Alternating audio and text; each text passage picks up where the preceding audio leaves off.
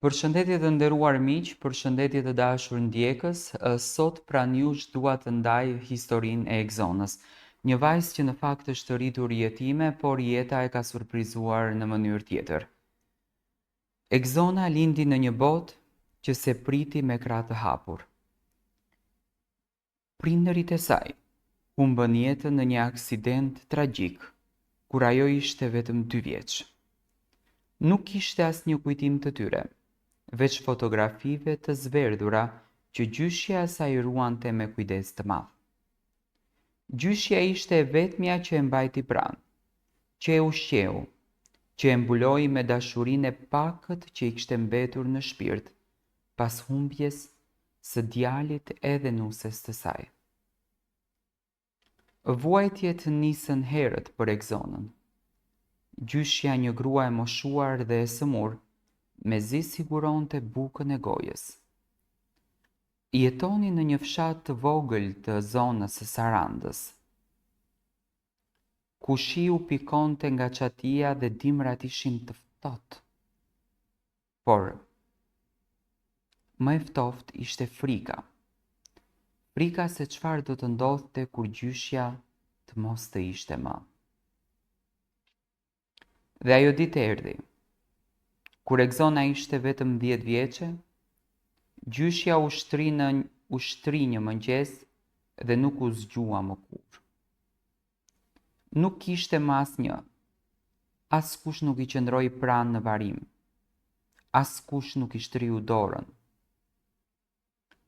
Për komunitetin, ajo ishte thjesht një fëmijë jetim. Një barë që askush nuk donte ta merrte përsipër.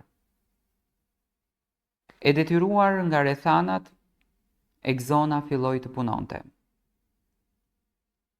Një grua e njohu duke qarë rrugëve dhe i dha një punë të vogël në një dyqan, ku shiste fruta edhe perime.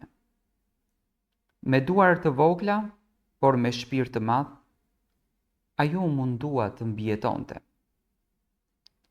Punonte që në mëngjes herët dhe flinte në një dhomë të vogël pas dyqanit.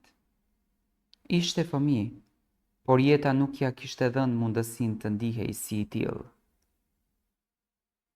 Një ditë një vajzë nga lagja, e quajtur Arta, e vuri re dhe i foli. E dëgjoi historinë e saj dhe ndjeu dhimbje të madhe. Pas pak kohë, ajo i bëri një propozim që Egzonës ju duk i pabesueshëm. Ta merrte me vete në Itali, tek familja e saj.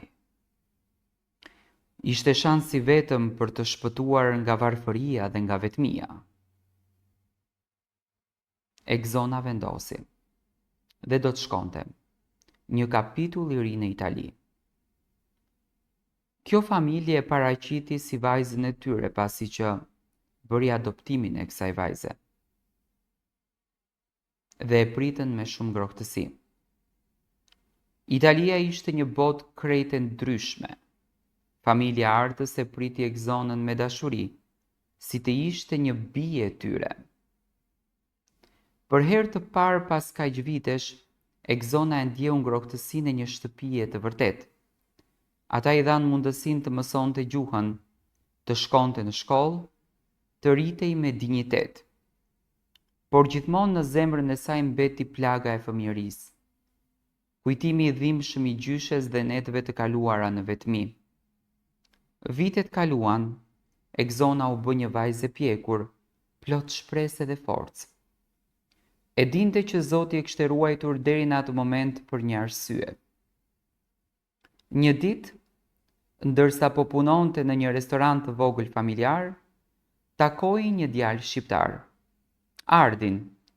Ai ishte i sjellshëm, i qeshur, dhe nga bisedat e para, Egzona ndjeu diçka të ndryshme tek ai.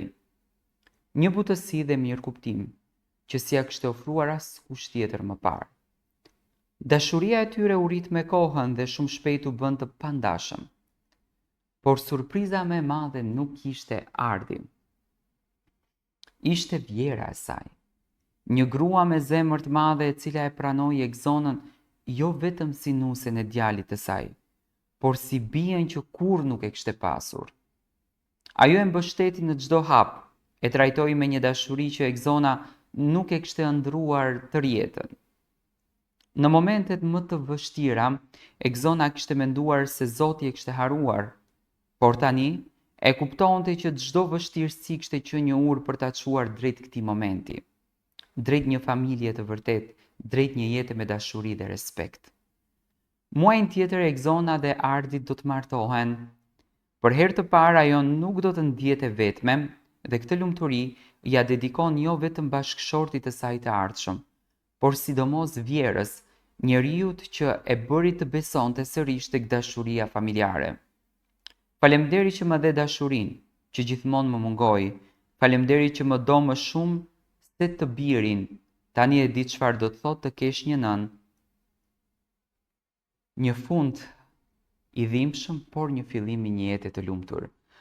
Kjo ishte jeta e Exonës, e cila ka dashur që në disa pika të shkurtra të ndaj dhimbjen që ka përjetuar, do me thënë një gos që ka jetuar në një fshat të Sarandës, prindërit e kanë lënë 2 vjeç, ajo është rritur me gjyshen e saj, në moshën 10 vjeç gjyshja ka ndruar jetë dhe Exona është dashur që të mbijetoj, jo që fshatarët nuk kanë dashur ta ndihmojnë, por aq që kanë patur kushtet e tyre, ju vetë mund ta imagjinoni si mund të jetë një jetë në fshat.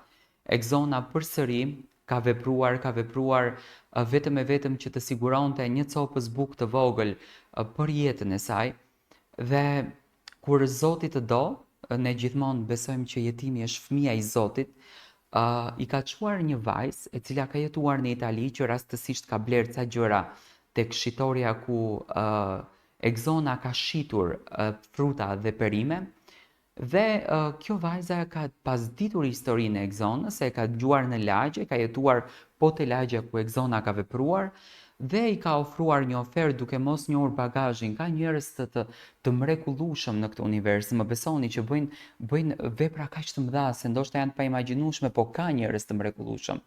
Dhe më pas kjo zonjë e ka marrë, e ka ofruar në familje. Familja kanë bërë procesimin e adoptimit sepse është dashur ta bëjnë si fëmijën e tyre për t'i nxjerrur dokumentat. Të gjithë familja kanë bërë këtë vepër unike. Ka njerëz në Saran që e dinë këtë rastin dhe e kanë marrur në Itali. Në Itali Exona ka jetuar në këtë familje, kanë qenë kontribues ndaj jetës së saj, ndaj rrugtimit të saj, ndaj rritjes së saj, dhe atje është njohur me Adrin. Adri është djali i cili Exonës ja ka marrë zemrën dhe ka nisur dashurinë e tyre, ka nisur njohjen e tyre. Një dashuri që sot përfundon në martesë. Por çelësi i mirësisë nuk ka qenë vetëm Adri, por ka qenë dhe vjera e saj, e cila me shumë dashuri e ka pritur Exonën. Në këtë histori duam të prekim këtë ngjarjen që ka vjera kaq unike dhe të mira që dinë të bëjnë gjëra shumë madhore dhe i trajtojnë nuset vërtet si të kishin vajzat e tyre. Dhe sot Exona në këtë letër që në këtë muaj ato do të martohen pas përfundimit të Ramazanit, Exona thot faleminderit pafund vjerës time që je kaq magjike dhe kaq e mrekullueshme. Vjera e saj me origjinë është e Kosovës, por jeton në Itali, por ja ka hap shpirtin kësaj vajze sikur ta kishte vajzën e vet. Exona është shumë edukuar, është shumë vajzë mirë, është shumë vajzë ëmbël dhe më ka lutur që kur do të jetë në Shqipëri do të ulet në karriken time përballë dhe do ta rrëfej këtë histori për të gjithë shqiptarët dhe unë ta pres me shumë zemër. E ndava këtë histori vetëm e vetëm për të thënë që në këtë botë nuk ka vetëm vjera të këqija, por kemi vjera dhe fantastike që dinë t'i bëjnë nuse të ndjenë të mrekullueshme.